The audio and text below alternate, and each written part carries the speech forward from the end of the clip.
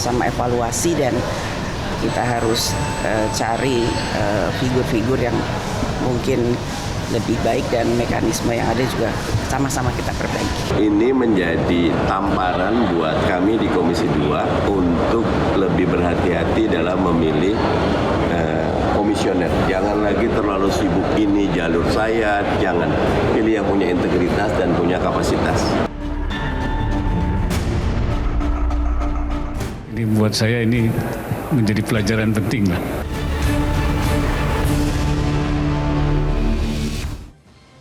Baik, tidak selalu proses rekrutmen saja yang bermasalah, tapi juga pada saat proses pengawasan itu banyak catatan di situ. Prof Gayus, apakah ada satu solusi yang mungkin efektif untuk menyelesaikan semua persoalan ini? Begini, tidak selalu orang itu mempelajari suatu kejadian bisa dari hulu ke hilir atau hilir ke hulu. Nah, yang lalu itu kan dipilih dengan baik, idealnya. Tapi dalam perubahan-perubahan ketika sudah menjabat itu bisa berubah. Maka saya bilang bisa top down, tapi juga bisa bottom up. Nah, oleh karena itu Pak Ferry saya kenal cukup lama. Beliau orang baik dalam berpendapat. Kalau Pak Ferry diangkat ke Jaksa Agung, yakin dia akan baik terus. Ini manusiawi kan, orang bisa berubah. Jadi mari kita mengukur itu tidak dari asalnya sudah salah dipilih misalnya. Ya, ini satu pemikiran yang harus dibalik kadang-kadang, nggak selalu. Oleh karena itu kenapa saya persoalkan mahkamah yang bukan ide saya, banyak yang berpikir, tapi saya lebih mempelajari karena saya pernah menjadi ketua BK ya, saya pernah untuk DPR 2 periode saya memimpin BK. Kan saya tahu etik ini berbeda dengan hukum, sangat jauh ya. Menjadi aspirasi hukum boleh, menjadi asas kemudian menjadi norma. Tapi tidak bisa dipisahkan juga karena masing-masing mempunyai peran yang berbeda. Ya. Saya lebih suka kepada akhir yang terjadi dan setelah terjadi ada satu bentuk lembaga yang sifatnya mempunyai otoritas. Otoritas, istilah otoritas ini harus dipegang sebagai satu konsekuensi yang mesti diterima. Karena DPR sudah berperan seperti itu, punya otoritas seperti itu. Presiden mempunyai peran karena otoritas seperti itu. Negara nggak semua sama.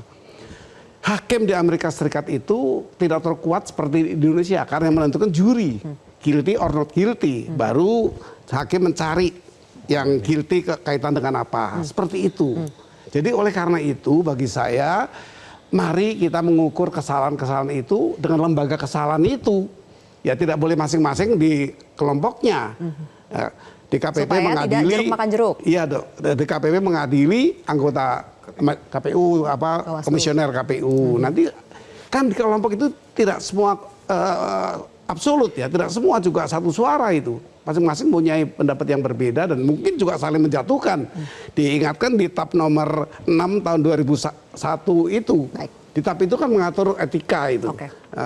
Di antaranya untuk tidak melakukan saling menyalahkan, saling melihat kesalahan teman itu ada di salah satu etika pemerintahan. Okay. Nah, jadi bagi jadi misalnya KPK, Prof, tidak perlu ada dewas kalau begitu. Dewasnya boleh, tapi yang mengadili bukan dewas, harus lembaga etik tadi. Itu pikiran saya. Kalau kata Uda Ferry, kalau lembaganya etik personilnya sendiri bermasalah, siapa yang akan mengadili? Lembaga etik akan mengadili. Lembaga etik yang akan mengadili. Siapapun, termasuk hakim diadili juga oleh hakim. Tapi bukan hakim di tempat dia berada. Bukan di PN di mana dia atau di MA. Ada lembaga pengadilan untuk etik. Itu maksud saya, jadi kita bisa lihat dari belakang. Setelah yang bagus tadi dipilih, kemudian jadi salah, nggak boleh menyalahkan pemilihnya.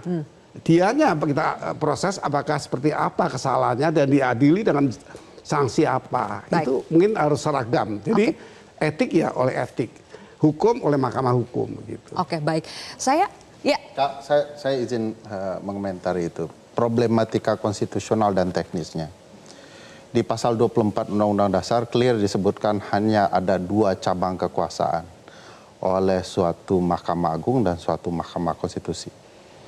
Nah, kalau namanya satu KY. Ya, Kayak lain lagi. Bukan, di satu itu. Di pasal 24B itu. Ya, Pak. Ya. tapi di satu Enggak, kalau di pasal amandemen. 24 Chris hanya Di satu dua cabang amandemen. kekuasaan, puncak kekuasaan kehakiman dua.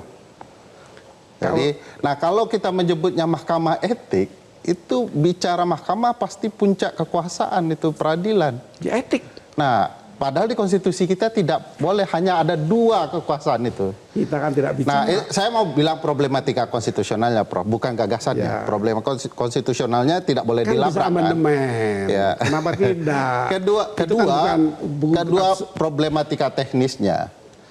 Sekali lagi pertanyaan terbesarnya, bagaimana kalau hakim mahkamah etik yang melanggar etiknya? ya diadili mahkamah etik. Apa Diadili oleh mahkamah etik itu sendiri kan? mahkamah etik berbeda problematika dengan keduanya, lembaga. Prof, adalah kalau mahkamah etik itu mengadili seluruh jenis pelanggaran etik lembaga negara, orang seperti apa yang menguasai seluruh bidang problematika etik? Kan tidak. Misalnya bidang kepemiluan, konsep problematika etiknya besar sekali. Bahwa ada azas, tidak boleh peraturan yang tidak pasti, dan hasilnya harus kemudian tidak pasti, dan segala macam, itu kan azasnya. Baik. Jadi kalau kemudian azasnya berbeda-beda, lembaganya berbeda-beda, kita akan mengumpulkan orang menguasai etik Saya akan seluruh. membalik pengertiannya. Ya.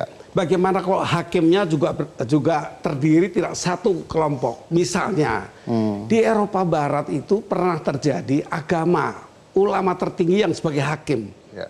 Kopernikus penemuan itu, Ya.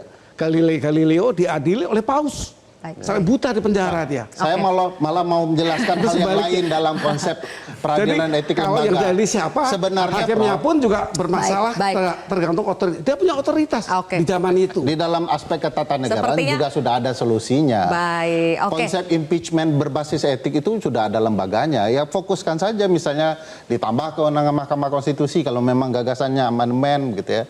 Kenapa tidak impeachment tidak hanya soal presiden tapi juga pejabat-pejabat lembaga negara lain. Itu yang ditarik ke Mahkamah Etik, bukan sebaliknya. Jangan diperbanyak lagi lembaga negara.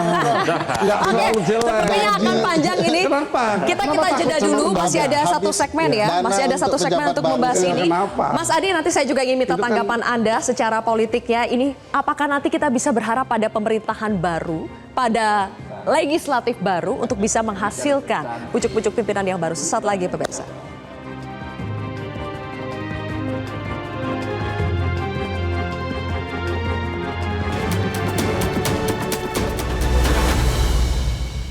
Jelajahi cara baru mendapatkan informasi. Download Metro TV Extend sekarang.